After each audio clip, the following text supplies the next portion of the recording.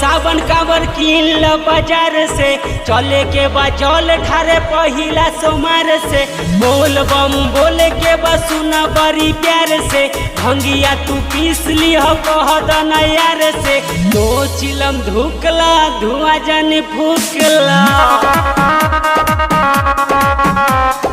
सावन के मजा तू मस्ती में लूटला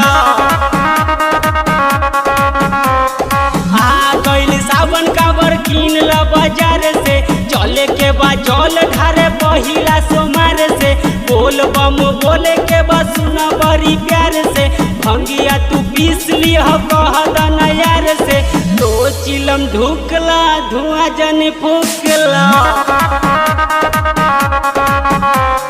सावन में मजा तू मस्ती में लूटला।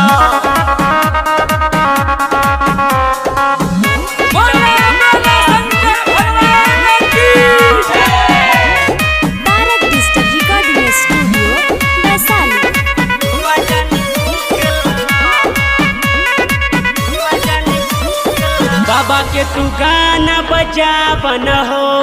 डीजे पे कमरिया हिला बना हो मस्ती में सब कोई नाचना हो बाबा के ध्यान तू लगा बना हो दो चिलम धुकला धुआं जन फूकला सावन के मजा तू मस्ती में लूटला।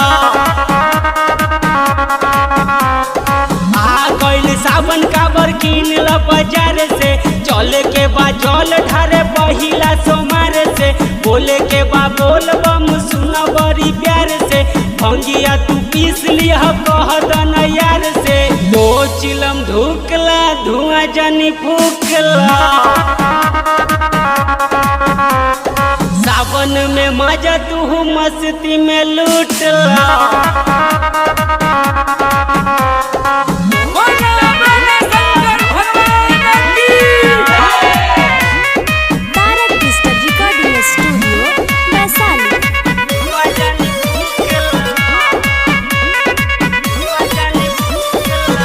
केला जल तू बचा बना हो